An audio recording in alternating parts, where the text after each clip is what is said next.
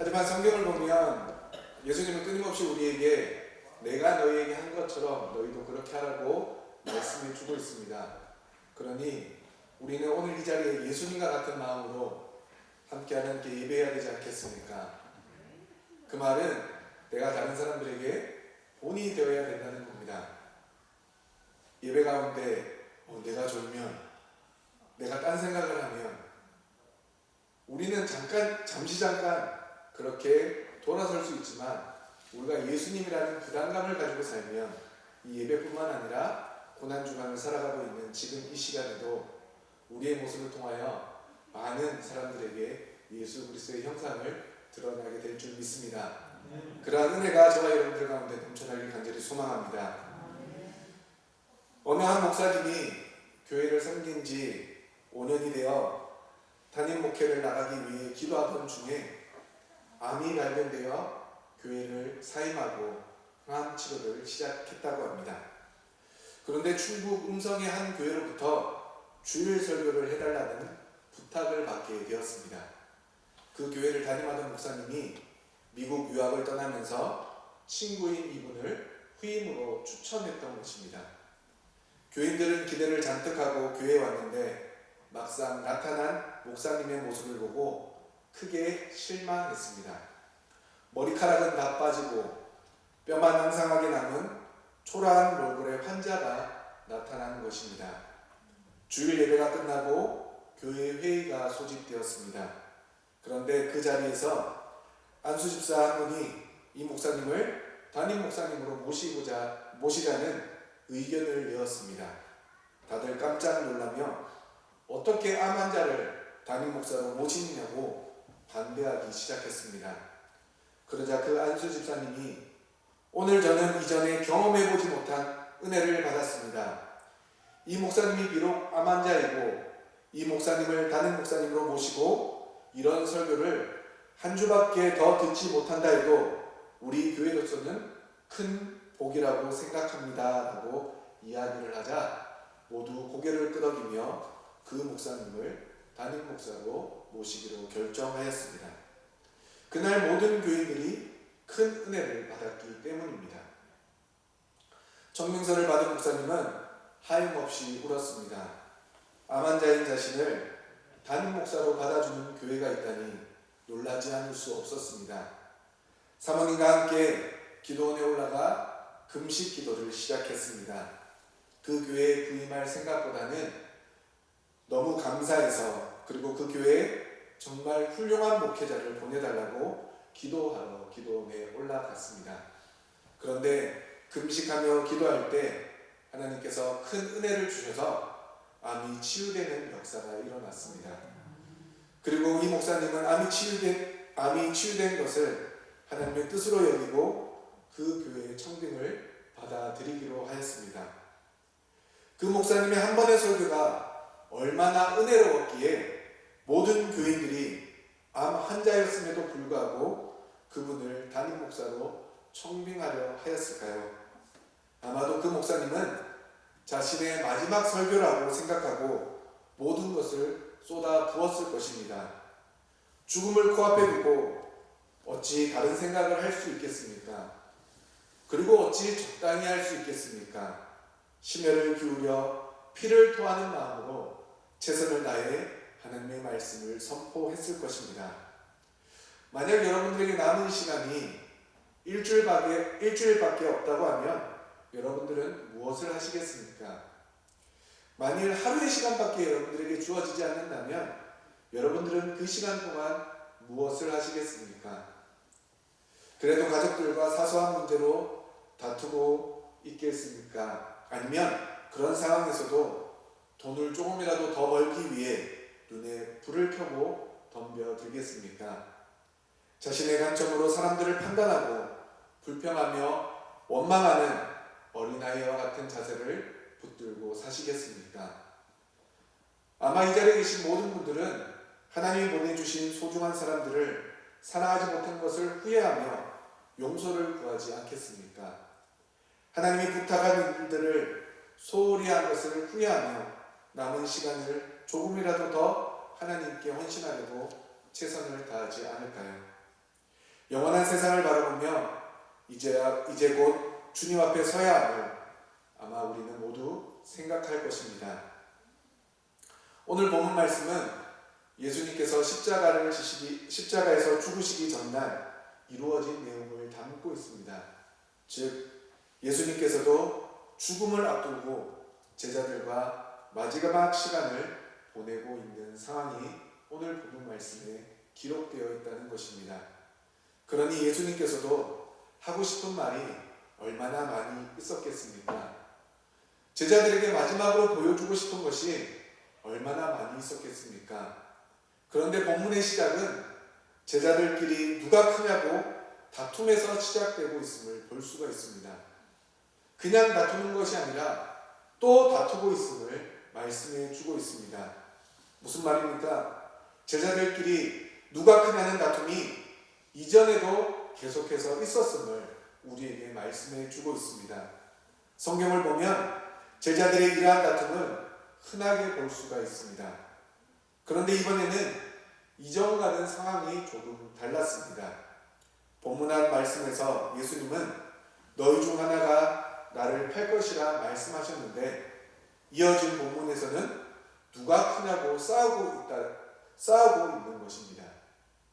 이는 짐작컨대 처음에는 서로 네가 주님을 팔 사람이 아니냐 나는 아니다라며 이야기를 했을 것입니다. 그러다가 그들은 예수님께 자신은 아님을 확답받기를 원했을 것입니다. 그래서 마태복음 26장 22절 말씀에 그들이 몹시 근심하여 각각 여짜오되 주여 나는 아니지요 라고 말씀해 주고 있습니다. 거기에는 나는 아니지만 너는 그럴만해 라는 마음이 감춰져 있습니다. 그러니 지금 제자들의 대화가 얼마나 유치합니까? 그런데 그 뒤는 더 유치합니다. 예수님을 팔 자가 자신이 아님을 확증하기 위해 제자들은 각자가 예수님과 얼마나 가까운지 그리고 예수님에게 얼마나 충성된 사람인지 예수님이 자기를 얼마나 높이 평가했는지를 이야기했을 것입니다. 이 상황에서 베드로는 아마도 다른 제자들에게 너희는 무리를 걸어본 적이 있느냐? 변화산에서 예수님의 빛나는 영광을 눈으로 본 적이 있느냐며 자신의 당당함을 이야기했을 것입니다. 그러면서 그들은 자연스럽게 누가 크냐고 싸우기 시작했다는 것입니다. 예수님은 곧 잡히셔서 신문당하고 고통과 치욕을 받고 죽게 되시는데 제자들이라는 사람은 누가 가장 큰 자인지를 싸우고 있음을 우리에게 알려주고 있습니다. 이런 일이 한두 번도 아니고 길에서 누가 큰지 싸우고 어머니를 동원해 예수님의 좌우편에 앉게 해달라고 로비를 하지를 않나 그 소식을 듣고는 한 사람도 빠짐없이 화를 내지를 않나 실컷 떡과 잔의 의미를 설명하며 가장 겸손한 십자가의 자리로 내려가실 예수님 앞에서 또다시 제자들은 누가 가장 큰지를 싸우며 교만의 꼭대기로 올라가는 모습을 보면서 예수님의 마음은 어떠했겠습니까? 만약 우리가 예수님이었다면 여러분들 앞에서 여러분들의 제자가 그와 같은 모습을 보이고 있다면 여러분들은 어떻게 하겠습니까? 아마 차려진 상을 뒤엎고 너희를 믿은 내가 잘못이지 너희를 사도로 삼고 교회의 기둥으로 삼으려 했던 내가 잘못이라며 호통치며 후회했을지도 모릅니다. 하지만 오늘 본문에서 예수님은 제자들을 책망하지 않으시며 마지막으로 한 가지 섬김을 직접 가르치시며 친히 보여주셨습니다. 섬기다라는 단어는 표준 국어 대사전에 의하면 신이나 윗사람을 모시어 받들다라는 뜻을 가지고 있습니다. 성경에서도 이 단어는 다른 사람들이나 하나님을 위해 일하거나 하나님을 예배하는 일에 사용되었습니다. 히브리어 사라트는 성경에서 하나님을 섬기는 것이나 제사장 레위인들의 직무와 관련되어 주로 사용되었고 사람이 사람을 섬길 때도 사용되었습니다. 그런데 성경을 보면 하나님이 피조물인 우리를 위해 섬기신 것을 종종 볼 수가 있습니다. 하나님께서 범죄한 아담과 하와를 위해 친히 가죽옷을 지어 입혀주셨고, 다윗이 하나님을 위해 성전을 짓겠다고 할 때 하나님은 오히려 다윗과 그 후손들을 위해 친히 집을 세워주겠다 말씀해 주셨습니다. 그리고 마가복음 10장 45절 말씀을 보면 인자가 온 것은 섬김을 받으려 함이 아니라 도리어 섬기려 하고 자기 목숨을 많은 사람의 대속물로 주려 함이라 말씀해 주고 있습니다.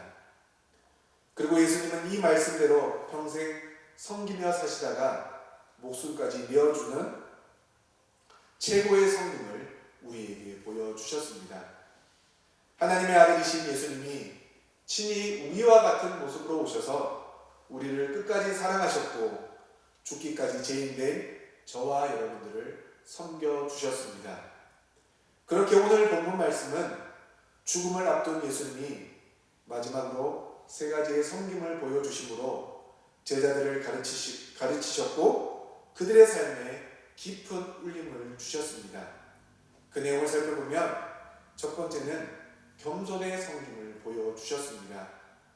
제자들이 누가 크냐고 다퉜던 이유는 하나님 나라에 대한 오해와 잘못된 메시아관 때문이었습니다. 즉 제자들은 예수님을 정치적 메시아로 오해했고 하나님 나라는 그분을 통해 이루어질 지상 왕국으로 생각했던 것입니다. 그래서 예수님은 25절 말씀을 통해 제자들의 생각이 세상적인 생각에 지나지 않음을 지적해 주고 있습니다. 특히 25절 말씀에 이방인의 임금들은 그들을 주관하며 그 집권자들은 은인이라 칭함을 받는다 말씀하고 있습니다. 은인이라는 말은 문자적으로 선한 일을 행한 자, 공로자라는 뜻을 가지고 있습니다. 그런데 예수님 당시에는 은인의 원래의 뜻은 점점 희석되어 폭군들이 백성들에게 자신의 공을 높이고자 자신의 약점을 가리기 위해 스스로 자신에 대해서 지칭하는 용어로 바꾸어 사용하였습니다. 역사적으로 볼 때 이스라엘 주변 여러 나라 왕들이 이 단어를 사용하였지만 그들은 모두 엄청난 폭군이었고 그들 스스로 자칭 은혜를 베푸는 선한 임금이라 백성들에게 부르게 하였습니다. 그러므로 예수님께서 이들을 은인이라 말한 것은 역설적인 의미가 들어 있습니다. 세상의 임금들이 스스로 은혜를 베푼 사람이라는 뜻으로 은인이라는 칭호를 가지고 있지만 그들은 은인의 상가는 거리가 먼 사람들이었음을 예수님께서 말씀하신 것이었고 이 또한 제자들도 알고 있었다는 것입니다. 그러므로 예수님은 제자들과 알고 있었던 이 은인이라는 단어를 통해 그들의 다툼이 얼마나 어리석은지를 알려주시고 제자들이 높아지려 하는 것 역시 폭군들과 같이 될 수 있음을 말씀해 주고 있습니다. 그래서 예수님은 26절과 27절 말씀에서 제자들이 어떻게 겸손하게 섬겨야 하는지를 알려주고 있습니다. 그것은 큰 자는 젊은 자처럼 행하고 다스리는 자는 섬기는 자와 같아야 한다고 말씀해 주고 있습니다. 큰 자나 다스리는 자는 나이가 많을 뿐 아니라 모든 면에서 지도적 위치에 있는 사람이기에 권위나 교만 대신 젊은이의 위치에서 봉사와 섬김의 일을 기꺼이 감당함으로 겸손의 섬김의 본을 보여야 함을 알려주면서 이것이 바로 하나님 나라의 모습임을 가르쳐 주고 있다는 것입니다. 하나님 나라는 세상 나라와 같이 크고 힘 있는 자가 작고 힘없는 자 위에서 군림하는 것이 아니라 도리어 크고 힘 있는 자가 작고 힘없는 자를 섬기는 섬김과 봉사의 공동체임을 우리에게 알려주고 있습니다. 그렇다면 예수님은 제자들에게 마지막으로 왜 겸손의 섬김을 알려주고 있는 것일까요? 우리 29절과 30절 말씀을 다시 한번 읽어보도록 하겠습니다. 본문 29절과 30절 말씀을 함께 읽겠습니다. 시작. 내 아버지께서 나를 너희에게 맡기신 것 같으니 너희에게 명하노라. 너희가 내 나라에 있어 이스라엘 12지파를 다스리게 하려 하노라. 아멘. 예수님께서 제자들에게 겸손의 섬김을 가르치신 것은 예수 그리스도로 시작된 하나님 나라가 이제는 제자들에게 맡겨졌기 때문이며 장차 그 보좌에 앉게 될 영광이 제자들에게 주어졌기 때문입니다.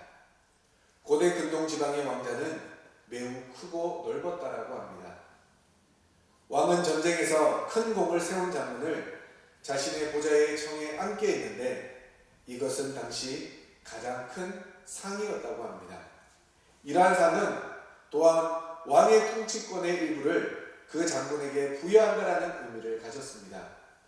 따라서 제자들이 장차 보좌에 앉게 된다는 것은 이 땅에서 왕의 보좌에 앉는 가장 큰 상보다 하나님의 나라에서 받게 될 상이 더 크고 영광스러운 것임을 가르쳐 주고 있습니다. 그러므로 우리도 제자들처럼 이 땅에서 받는 영광을 목며 다른 사람 위에 군림하려 하는 교만을 벗어버리고 하나님 나라에서 주님과 함께 교제하며 우리에게 예비해 두신 보좌에 앉아 하나님의 통치에 참여하는 가장 크고 영광스러운 삶을 바라보며 겸손히 섬김의 삶을 살아가는 은혜가 저와 여러분들 가운데 넘쳐나길 소망합니다. 두 번째는 기도의 섬김을 보여주셨습니다.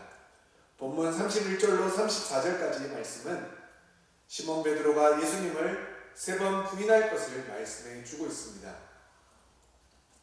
하지만 31절 말씀을 보면 시몬을 부르시고 하시는 말씀이 너희를 밀 까부르듯 하려고 요구하였으나 라고 말씀하고 있습니다. 이는 시몬만을 가리키는 것이 아니라 제자들 전부를 가리키는 말입니다. 따라서 사단이 넘어뜨리려고 하는 대상이 시몬 베드로뿐만 아니라 모든 제자들임을 알 수가 있습니다.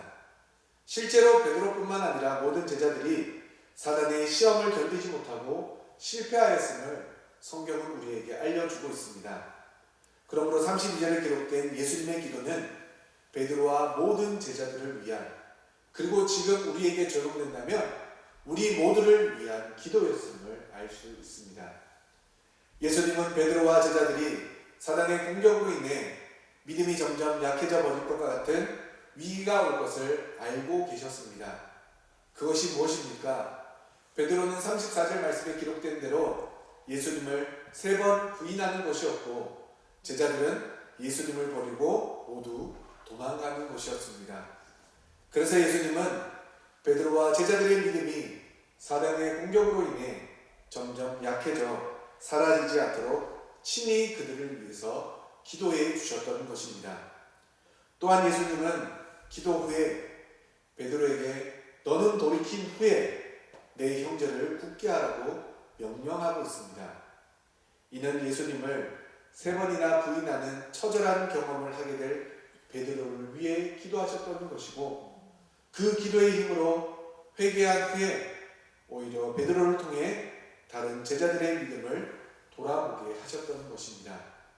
사실 베드로는 이러한 배반과 회개의 경험 이후에 예수님이 보이신 섬김의 모습으로 인해 다시금 자신의 제자리로 돌아올 수 있었고 그 결과 베드로의 이름의 뜻과 같이 굳건한 반석이 되어 초대교회의 중심 인물로서 다른 성도들의 신앙을 굳게 할 수 있게 되었던 것입니다.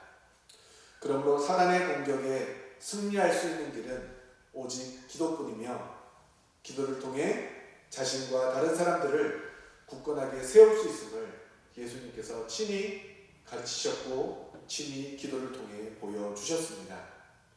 3번째는 사랑의 섬김입니다.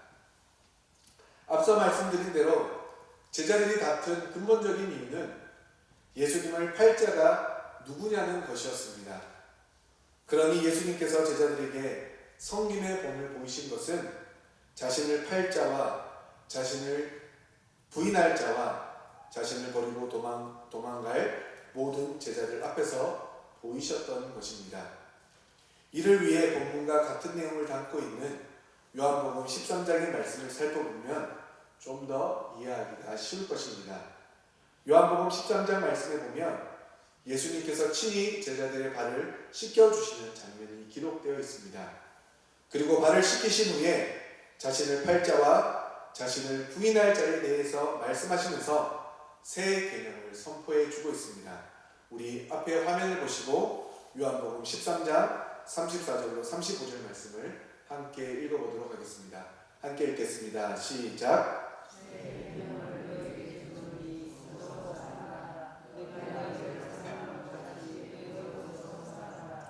너희가 서로 사랑하면 이로써 모든 사람이 너희가 내 제자인 줄 알리라.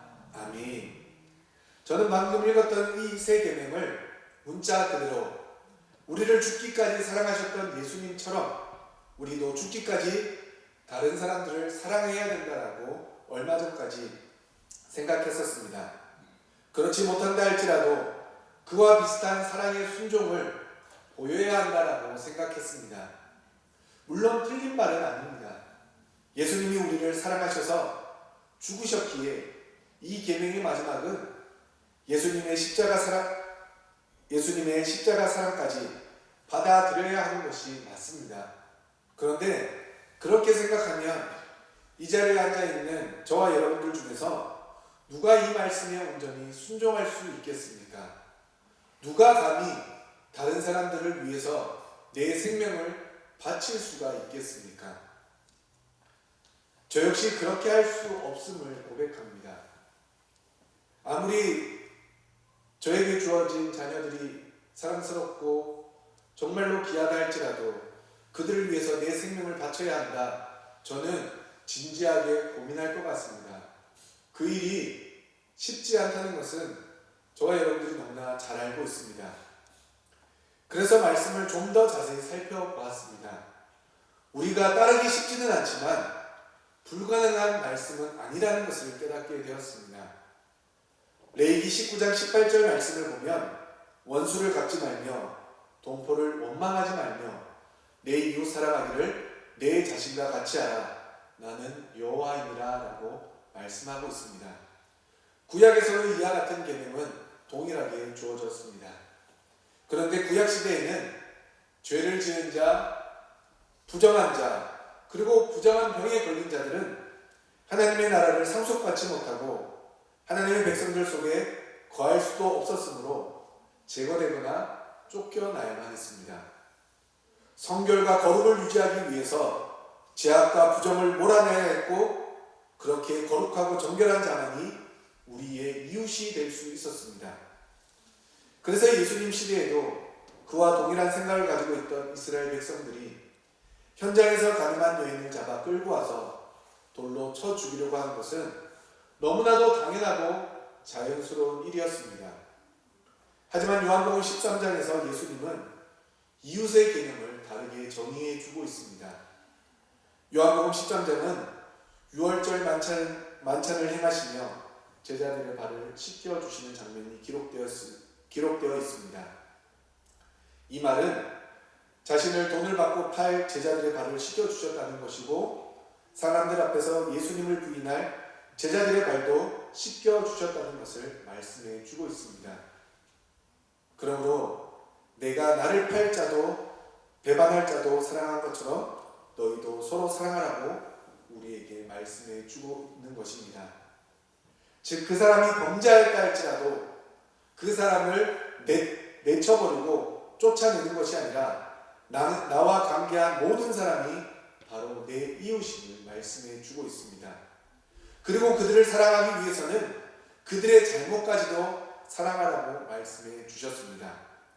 쉽게 말해 네가 나를 배반하더라도 나는 너를 사랑한다. 네가 나를 부인하더라도 나는 너를 사랑한다. 네가 나를 버리고 도망간다 할지라도 나는 너를 사랑한다. 이것이 예수님의 사랑이었고 이것이 예수님의 섬김이었습니다. 그러므로 부정한 자를 멀리했던 구약의 옛 계명을 버리고 이제는 예수님과 관계했던 모든 사람을 사랑하라는 새 계명을 지키라는 것입니다. 그러므로 예수님이 마지막으로 보이신 것은 자신을 배반하고 부인하고 버리고 도망하는 제자들을 사랑하며 섬겼던 것처럼 우리도 우리를 배신하고 우리를 멀리한다 할지라도 우리와 관계한 모든 사람들을 사랑으로 섬기라 말씀해 주고 있는 것입니다. 그래서 오늘 본문 말씀 앞뒤로 누가 나를 팔 것을 말씀해 주시고, 그리고 베드로가 3번 부인할 것을 말씀해 주시며 섬김의 본을 보여주셨던 것입니다. 사랑하는 성도 여러분, 혹시 고 이태석 신부님을 알고 계신 분이 계신가요? 아니면 혹시 울지마 톰즈라는 영화를 보신 분이 계십니까? 이 영화는 아프리카 남수단의 슈바이처라 불리는 고 이태석 신부에 대한 다큐멘터리 영화입니다.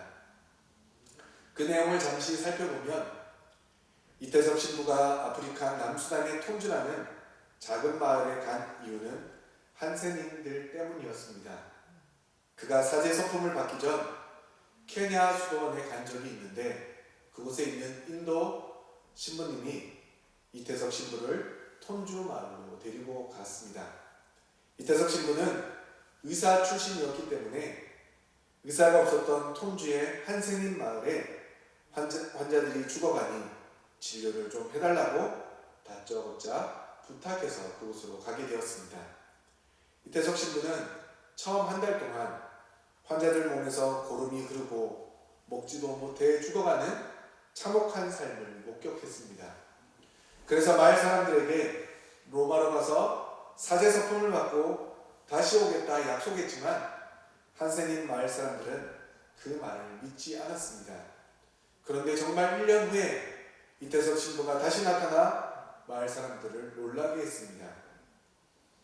신부는 그렇게 톰주 마을에서 하루에 300명씩 진료하고 학교를 지어서 아이들을 가르치고 마을 사업도 도와주고 매일같이 한센인 마을을 찾아가 진료도 하고 식량을 나누어 주었습니다. 그리고 환자들의 이거리진 발을 직접 씻겨주고 치료해주고 한센인 마을에 가서 계속 사람들의 이야기를 들어주었습니다. 마을 사람들은 신부만 오면 모두 나와서 자신들의 고민거리를 다 이야기했고, 신부는 주민들의 이야기를 듣는 것을 넘어 그들에게 필요한 것을 해결해 주려 노력했지만 안타깝게도 48살의 나이로 대장암으로 세상을 떠나게 되었습니다. 그런데 그 지역에서 놀라운 일이 일어났습니다. 이태석 신부에 의해 남수단 작은 톤주 마을에 지어진 허름한 학교에서 6년 만에 국립대 의대생이 57명이나 나온 것입니다. 그런데 제자들을 만나서 이야기를 들어보니 자신들은 잘 먹고 잘 살기 위해서 의사가 된 것이 아니라 신부님 때문에 의사가 됐고 신부님처럼 살아가겠다고 다짐하였다라는 것입니다. 그리고 제자들이 병원에서 진료하는 모습을 보니 먼저 어디가 아프세요? 라고 묻는 것이 아니라 환자의 손을 붙잡고 가는 곳마다 개인적인 이야기를 나눈 뒤에 진료를 시작하였다고 합니다.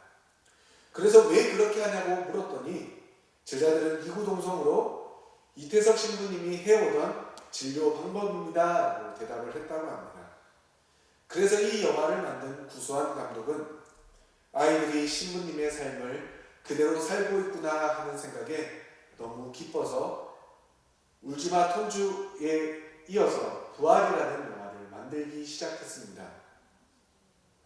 부활이라는 영화에는 이태석 신부의 제자들이 이태석 신부가 했던 것처럼 한센인 마을에 가서 봉사활동하는 모습이 담겨져 있습니다. 60명 정도 사는 마을인데 환자가 300명 정도 모여 제자들은 아침부터 저녁까지 하루 종일 쫄딱 굶으며 진료를 해야만 했습니다.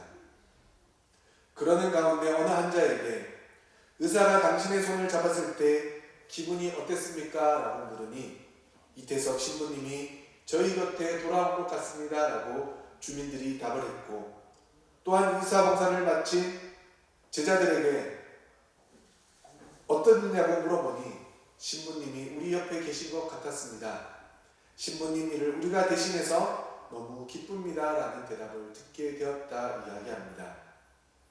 단순히 제자들이 좋은 일을 했다는 게 아니라 이태석 신부의 사랑이라는 것이 제자들을 통해서 계속 이어가는구나 라고 생각한 감독은 이것이야말로 부활의 의미였구나 하는 생각이 들었다고 합니다. 그래서 원래 이 영화의 제목은 우리가 이태성입니다 였는데 그 자리에서 제목을 부활로 바꿨다고 합니다. 그런데 더 놀라운 사실이 있습니다. 이 영화를 제작한 구상 감독은 불교 신자였다고 합니다. 그가 이 영화를 제작한 이유는 종교는 사람들에게 희망을 주고 사람들이 의지할 수 있는 역할을 해야 한다고 생각했는데 신부님의 삶을 보면서 그것을 느꼈기 때문이라고 대답을 했습니다. 그리고 이 영화를 제작함으로 인해 추기경으로부터 감사패를 받았는데 추기경과의 대화 속에서 구수한 감독은 저는 톤주 마을에서 예수를 보았습니다. 제가 본 예수는 대단한 분은 아니었지만 그분은 제 마음에 있는 분이었습니다. 톤주 성당은 여기처럼 크지 않습니다. 허름한 성당벽은 포를 맞아 구멍이 뚫렸는데 사람들이 성당만 들어오면 얼굴이 밝아지는 것을 보았습니다. 그게 바로 예수의 힘이라고 생각했습니다 라고 말을 해 주위를 놀라게 했습니다. 불교 신자가 예수님을 보았다라는 말에 추기경은 부끄럽다는 대답만을 할 수밖에 없었다 이야기합니다.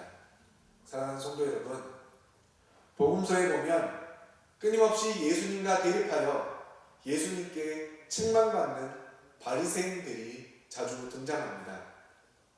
바리새인이란 분리주의자라는 말을 의미합니다. 세상과 완전히 분리되어 나온 자로서 세상을 등지고 사는 자들이라는 말입니다. 그런데 그들의 실제 삶은 어떠했습니까? 겉으로는 세상과 완전히 분리된 자같이 11조를 드렸고 일에 2번 금식을 했으며 토색, 불이 가늠을 행치 않았습니다. 긴 옷을 입고 회당과 길 모퉁이에서 오랜 시간 동안 기도했습니다. 겉으로 볼 때 세상 사람들과는 완전히 다른 삶을 살고 있었습니다. 그러나 그들의 내면은 탐욕과 방탕으로 가득했습니다. 며칠한 무덤과 같이 썩고 부패한 것들로 넘쳐났습니다. 그러니 그들이 중심을 살피시는 예수님께 어찌 책망받지 않을 수 있었겠습니까? 그런데 이러한 바리새인의 모습이 오늘 저와 여러분들의 모습이 될 수도 있다는 것입니다. 교회라는 말은 헬라어로 불러내었다라는 뜻을 가지고 있습니다. 세상에 있는 사람들을 세상 바깥으로 불러낸 자들의 모임이 교회라는 의미입니다. 그러므로 우리는 바리새인들과 다르다고 생각해서는 안 됩니다. 우리는 그들과 다르지 않습니다. 그들이 세상으로부터 분리된 자들이라면 우리 역시 세상 밖으로 부르심을 받은 사람들입니다. 그런데 우리는 여전히 세상적이고 육신적인 생각에 젖어 있지 않습니까? 예수님을 믿는다고 하면서 여전히 세상적인 가치관을 가지고 허덕이며 살아가고 있지 않습니까? 복음서의 바리새인에 관한 책망이 많은 이유는 우리도 바리새인과 같으면 우리 역시도 그와 같은 책망을 당할 수밖에 없음을 경고하기 위한 것입니다. 그것은 단순히 예수님 당시 바리새인들을 비난하기 위한 기록이 아니라 오늘 우리를 향한 경고로 받아들여야 한다는 것입니다.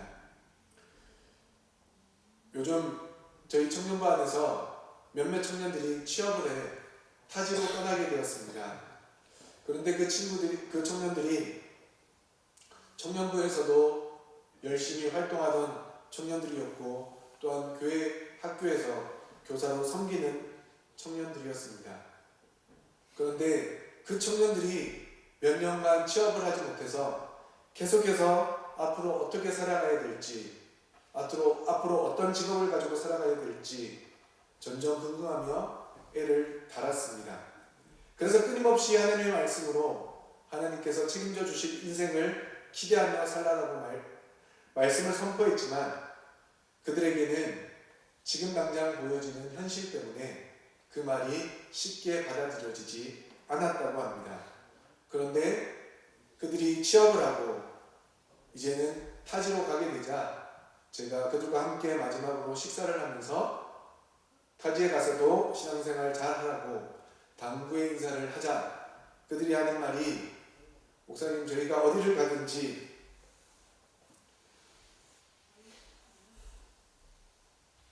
하나님의 말씀대로 순종하며 살겠다고.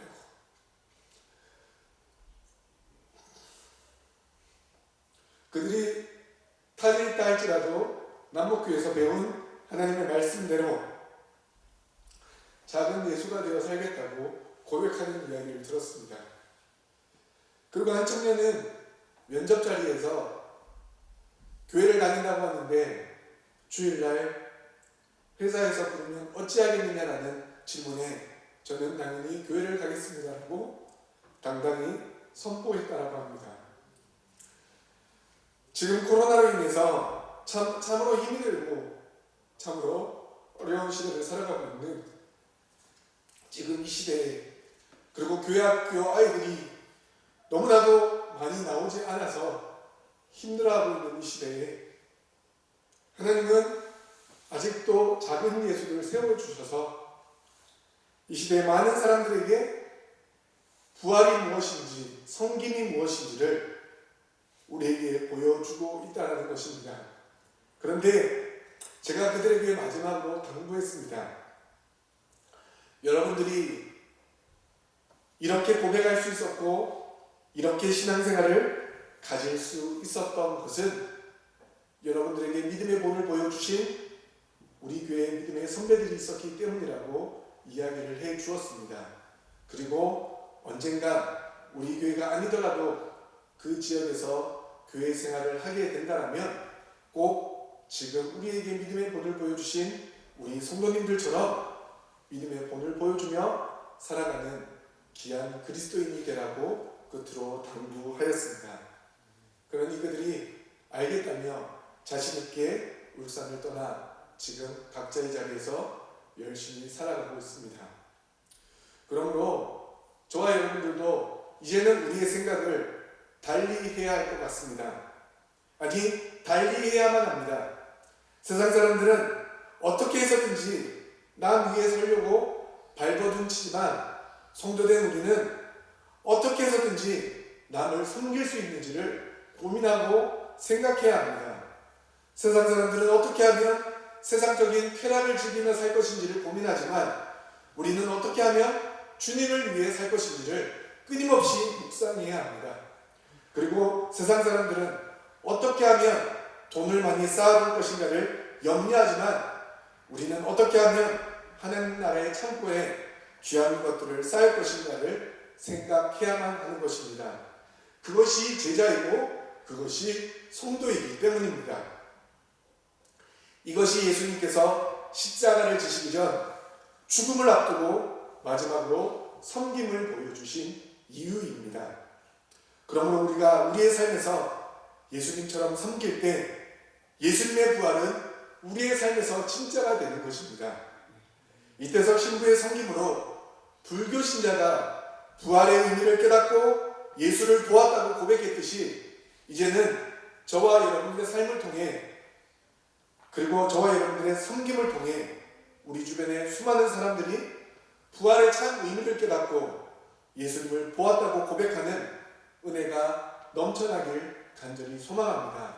그래서 말씀을 시작하기 전 그 인사가 당신은 예수님입니다 라고 고백했던 이유가 바로 여기에 있습니다. 우리 마지막으로 다시 한 번 더 옆에 있는 분들에게 당신은 예수님입니다 라고 축복했으면 좋겠습니다.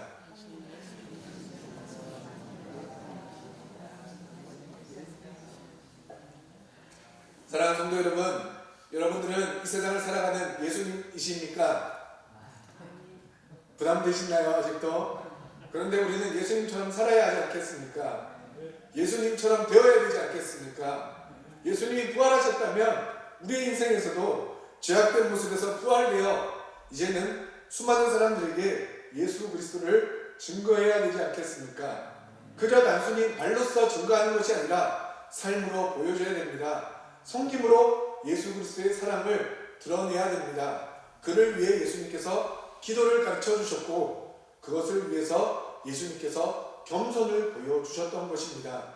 그러므로 이 한 주 고난주간 온전히 예수 그리스도의 사랑을 온전히 깨달아 내가 정말로 예수님이 되어져서, 아니 그것이 부담이 된다면 예수님의 제자가 되어져서 예수님이 우리에게 보여주셨던 그 마지막 섬김대로 온전히 예수 그리스도의 부활과 예수 그리스도의 사랑을 온전히 나타낼 수 있는 하나님의 귀하고 복된 자녀들 되어주시길 주님의 이름으로 간절히 축원합니다. 기도하시겠습니다. 하나님 아버지 감사드립니다.